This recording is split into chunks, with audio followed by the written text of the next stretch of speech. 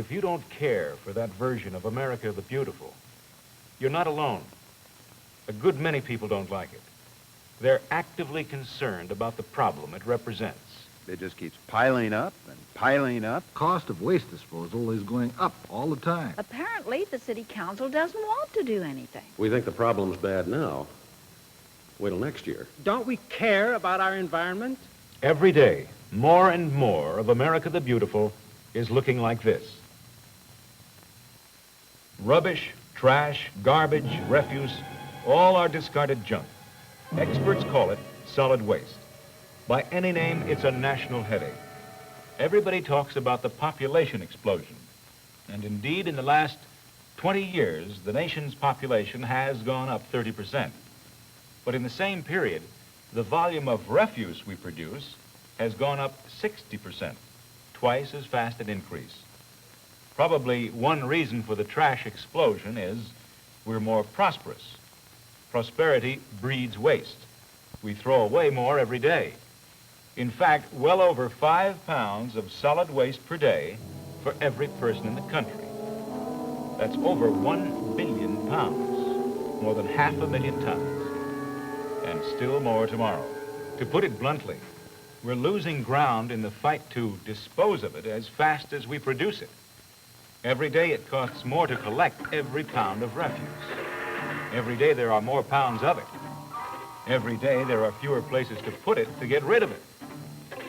That's the trouble with trash.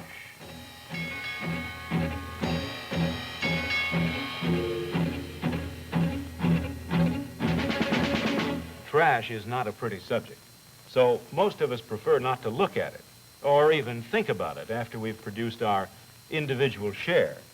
Ask most people how to get rid of it, and they'll have an easy answer. Throw it away. Fine, but where is away?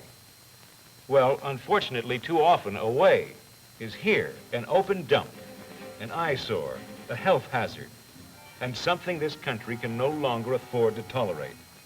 Flies, rats, and other vermin breed here. Feeding in dumps, domestic animals can spread disease. And the open dump is usually a burning dump. So aside from the ugliness and stench and devaluation of adjoining property, it pollutes the air above and can pollute the water below. Pollution control laws are being passed to prevent open burning. So legislation and common sense both rule out just piling up our waste over the landscape and setting it on fire. But if we no longer do this, how can we deal with our daily mountains of trash? That's a question to which scientists, engineers, and public officials across the country are seeking answers. Some look to long-range technology. An example, throwaway containers that self-destruct after use. No deposit, no return. You just throw them away. Trouble is, Americans don't throw them away by the hundreds or thousands or even millions, but by the billions. Here at Clemson, we're trying to design and evaluate a water-disposable glass packaging container. The idea is to take a superstructure which is water-soluble, which won't pollute the aquatic environment, and place upon it a barrier film, which will isolate this from the normal food, beverage that you might put in the container. Then, after the consumer has used this container, if it's broken, then it can be dissolved in water. Another approach, the possibility of converting solid waste into a semi-liquid form, a slurry, to be piped out of the city. The system that we visualize is depicted in this artist's drawing. These lines are connected to... Under this concept, refuse is piped by vacuum to a treatment plant, where it's sorted and the usable material removed. The remainder is crushed and shredded and put into mixing chambers. In mixing chambers, we add to it a few percentage of sewage of the city to produce a slurry. This slurry now is pumped through this pipeline as long as we wish, being 50, 100 or more miles. Some suggest volume reduction before final disposal as a necessary step in handling the enormous and growing mass of refuse we produce daily. The city of Chicago is experimenting with a machine that compacts solid waste into more manageable The proportions. greatest problem in compacting is actually getting a bale to hold together. And of course, if we don't have enough moisture, you may find that you can't hold the bales together. But with a sufficient amount of metal in the refuse, and with approximately 20% or 25% moisture, you do come up with a pretty good bale. The city of Madison, Wisconsin is experimenting with shredding machines to make its refuse more manageable. Madison's refuse milling project is a feasibility study investigating the process being used in Europe whereby the refuse is milled and placed on landfill without cover for indefinite periods of time. The material is taken in, fed by conveyors uniformly to a milling machine. After this material is ground, it is fed onto a belt and then into a refuse packer body where it is carried to the landfill. One of the benefits of the process is the supposed volume reduction you obtain through the milling. The material is much more compressible than the unmilled material, but the major saving we're actually finding from the volume determinations is not having to use cover dirt. An interesting concept to many in the field of solid waste management is that of recycling, the processing of solid waste and refuse to produce usable material. Metropolitan Waste Conversion of Houston, Texas, a private corporation, is a recycling operation. This is a matter of taking a conglomerate waste material such as we receive here and breaking it apart into the various components of materials which can be used again in some fashion. And so consequently we have the ferrous metal, the non-ferrous metal, which can be separated out and then cycled back into their industries. The paper is one of the largest items that come into a plant like ours.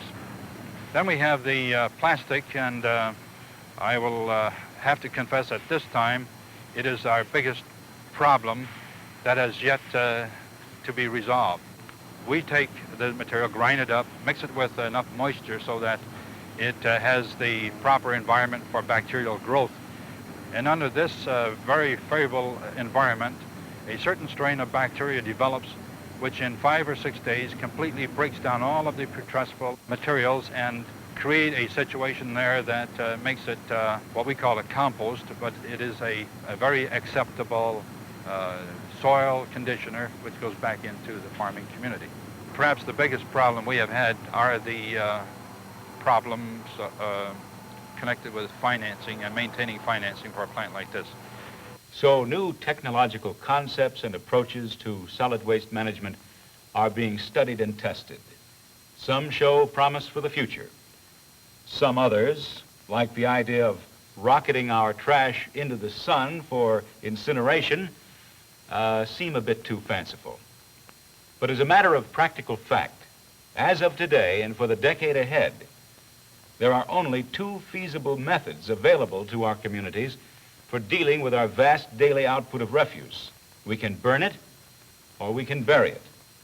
There is no practical, effective alternative. What about burning? The city of Chicago is one large metropolitan center depending on incineration for much of its refuse disposal.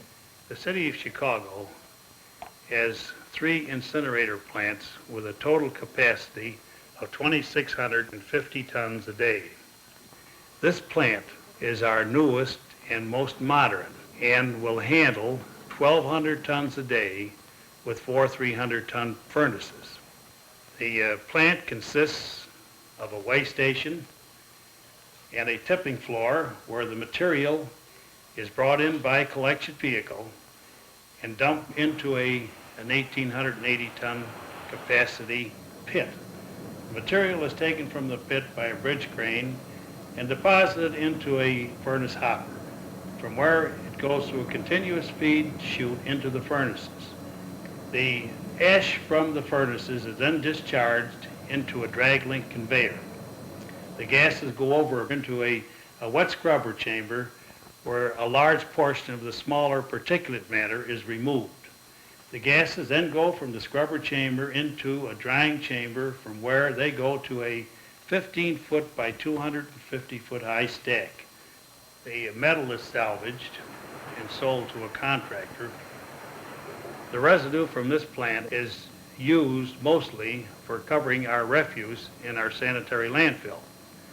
With our deductions for byproducts of steam generation and metal salvage, this plant will operate for approximately $5.25 to $5.35 a ton with amortization.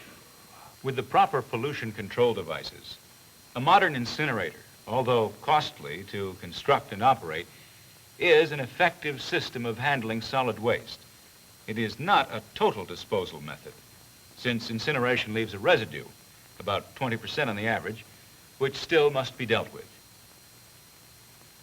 The alternative to burning is burying. The scientific burying process is called sanitary landfill. And to most communities across the nation, this is regarded as the best practical solution to their troubles with trash. But one thing should be made clear. The term sanitary landfill is often misunderstood and misused. Richard Eldredge, former director of training of the Bureau of Solid Waste Management for the United States Public Health Service, now a private consultant in this field, warns that in too many cases, what is called a sanitary landfill is actually a kind of modified open dump. In sanitary landfill, as compared with open dumps, we have here the one time in the world where you'll find black and white, and there are no shades of gray in between. There is a definition of sanitary landfill as provided us by the American Society of Civil Engineers, which really tells us just exactly what a sanitary landfill is. It defines a sanitary landfill as a method of disposing of refuse on land without creating nuisances and hazards to public health or safety. By utilizing the principles of engineering to confine the refuse to the smallest practical area, to reduce it to the smallest practical volume, and to cover it with a layer of earth at the conclusion of each day's operation. Now, this operation can be shown this way. The vehicles bring the refuse in each day and deposit it in the previously prepared and engineered fill site. The tractor equipment compacts the refuse into a small volume in a small space and covers it with the existing cover material that may be on the site or found in a other location. The operation goes on each day, building a cell. You can see here is a cell from a previous day's operation, a second cell, a third cell, and upon completion of the site, more cover material is added to support vegetation, and it is converted to its final or ultimate use as a recreation area or whatever may be the goal of the particular disposal site. But preceding the operation must be a great deal of engineering evaluation. First of all, the surface contours should be looked at to see that we don't really get any surface drainage into the sanitary landfill and cause water pollution. And while speaking of water pollution, we ought to really think about groundwater tables. We never place refuse in the groundwater table, for this is a prime source of water pollution. Generated every day. And being generated every day, it must be collected every day and hauled to the disposal site. So all weather roads are a necessity, and these have to be engineered into the project. Sanitary landfills really, as I said before, they're either black or white. They're either an open dump or they're a sanitary landfill. And there are no stages in between. We must assure ourselves of complete protection of the environment. Properly engineered and operated, a sanitary landfill meets every standard for safe, economical, efficient community refuse disposal. And yet there may be real problems in convincing the public of this. Often a sanitary landfill proposal becomes an emotional subject of controversy. People don't like the idea of trash being brought into their area, whether it's to be buried or not. Fears are voiced over water pollution and the generation of underground gas. People ask, is there a problem of gas? And really, gas is present in the decomposition of solid waste. It's a natural phenomena. It's got to be there. It's accelerated under increased amounts of moisture. But an engineering operation, an engineering system of utilizing the final fill can be done to make this little or no problem to the user. Announcement of a plan to establish a sanitary landfill in or near any community almost invariably brings opposition. This is Hamilton, Ohio, a city with an impressive record of successful landfill operation. Miami University of Ohio has buildings on the edge of one completed landfill and plans more buildings here. This Champion Paper Company building is on a finished fill. Yet when Hamilton's sanitary landfill system was first proposed for a populated area of town, the objections were loud and clear. Well, we did not want this landfill here because we had heard there would be rats, there would be odor, there would be dust. We just couldn't visualize all of a sudden of the city fathers putting a city dump, as we thought it would be then, right in the middle of the city. We went around and visited different landfills. At these other landfills, we did see paper blowing all over the neighborhood, dust, and rats. Well, we first wrote the governor, and then we formed committees to go to see different people, and then we attended mass meetings. We did not like the idea. We didn't want it. It was careful planning and follow-through that quieted the opposition to the project. So they disbelieved that we would be able to perform as we said we were. This is the biggest obstacle to overcome. I think it can only be overcome by demonstration, by taking a sanitary landfill site and operating it over a long term in a right and proper manner. The design of a sanitary landfill is the same as designing any other engineering project. In this particular site, it was a dry, abandoned gravel pit. Certainly water pollution had to be considered. We did not have cover material on the site, and we had to make sure that we could get available cover material that was suitable. It was overrun with rodents and had been for 40 years, so the first operation was exterminating the rodents. There was drainage problems. To take care of that, we put in some storm sewers, and around the rim of the landfill, we put an intercepting ditch to intercept any drainage from the adjacent areas. We use the area method. We have two pieces of equipment. We feel that we are running a successful operation, and we're proud of it. We don't have any complaints.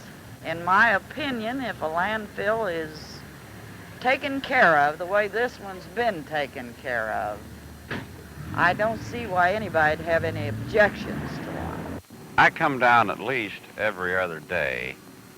Of course, the city promised us faithfully that the thing would be operated in the best possible manner, but there's nothing like a little check now and then. I will have to say that they are doing a very good job. They're covering it every night without fail and smoothing it over. So I'm very impressed with the way it's shaping up. In the Chicago area, John Sexton Contractors is one of the nation's largest sanitary landfill operators. One key to their success is a continuing public relations effort. How about blowing trash, papers, things of this nature that might accumulate in my yard? The trucks coming into our site are all covered. We make them all put a tarp over their truck and cover them, all the open trucks. All the closed trucks, which is a large majority, they're all enclosed, so there aren't any papers blowing out of these trucks. And we make it a policy in our company to always go out and pick up any papers that blow out on the property. All of our sites, of which we are operating 3, are landscaped. We find it very helpful to make it a very attractive entrance, to bring in a paved roadway, an entrance. And this entrance we have found that by putting a bend in it inside of the gate by getting the trucks into the project and out of sight as quickly as possible has been a big help to us. We are operating some 150 acres at this site. We're operating this with a trench method. We are digging trenches approximately 30 feet deep and 200 foot in width, and we're digging them 2,000 feet long. On one of our sites, the value of the homes runs anywhere from $70 to $150, $200,000. And traveling throughout the United States and the world, looking at the different methods and means of disposing of refuse, I still feel that at this time, where it is at all possible, that the best method of disposing of refuse today is still by the means of a sanitary landfill. For the taxpayer, it's still the cheapest way of disposing of their refuse. Fort Worth, Texas in 1966 instituted a new plan of solid waste management. City officials were literally forced into action by citizen complaints about outmoded, inefficient methods. We had 2 incinerators that were operating inefficiently, that were emitting quite a bit of fly ash, and we had 2 dump grounds that were burning and contributing to the pollution, and we had 2 landfill sites that were operating fairly well. We had, for example, a motel in close proximity to one of the incinerators, and every morning the swimming pool and the automobiles of the guests would be covered with a fine residue of fly ash. The city had no long-range plan at that time for disposal of its solid waste. So we began to look for ways to either improve our incinerators or to go to another method. We studied 3 possible methods: composting, incineration, and landfill, and decided that the landfill was by far the cheapest for our area. Our study over the last 4 years showed us that our cost for operating the incinerators was about $3.34 per ton, while the landfill cost was $1.11 a ton. Based on this finding, we decided to look for available landfill sites, hoping that we could find some with short enough travel distances that would not increase our cost of landfill disposal too much. We started out by purchasing 2 landfills sites, and we now are operating 5 landfill sites, even more economically than we had at first thought we could. Well, the city of Fort Worth currently has 5 sanitary landfills in operation, and with a total of 23 people at the 5 sites. There are 7 people at this one site. It's open 14 hours a day. We have 5 heavy equipment operators. We have 2 scalemen at the gates that weigh the trucks in and out. We weigh everything that comes into the site to determine our daily and yearly input and to help forecast the useful life of the fill site. The regulations that the city of Fort Worth requires as far as people dumping here includes having a covered truck. The vehicle must be covered to prevent littering on the way to the site. We do not accept any radioactive materials here, neither do we accept any oil or petroleum products. Well, in the beginning, the area residents here objected strongly to Fort Worth having an operation of this site. They connected a sanitary landfill with the old burning dump, and it's very difficult to portray to someone not familiar with a sanitary site just exactly what it is. And after Fort Worth got this site into operation, the area residents use it frequently, and have not objected at all to the traffic from the trucks. There's no odor, no flies, or anything that might become a neighborhood nuisance here. Everything is covered at the end of each day. We have been able to hold our dollar amount of expenditures for solid waste well below that of 1965, even though our population and our total volume of waste has increased by as much as 50%. So there are workable ways and means of dealing with our trash troubles, even though they continue to multiply in size and complexity with every passing year. As of right now, today, sanitary landfill is unquestionably the most practical, economical method of solid waste disposal for the vast majority of our communities. There's only one disposal method, and that's sanitary landfill. True, experts suggest this may not be the ultimate answer. In fact, I believe that there will be a water disposable container on the market within 5 years. It is a part of the ultimate answer. All we are trying to do here, or as that matter, any place else the work is going on, is to find another alternative for the management of solid waste. In time, sheer lack of accessible land area may force development of totally new and probably far costlier systems of refuse disposal. But for the predictable future, we have the space, the engineering capability, and the funds to cope with our ever-increasing output of refuse by simply giving it a decent burial. For most communities, the choice is simple: sanitary landfill or open dumps. But it's a choice that must be made now, because to ignore our troubles with trash any longer is to risk losing control of our environment altogether. Indeed, there's more at stake than just keeping this America the Beautiful. It's a matter of keeping it America the Livable. And the decision, either way, is yours.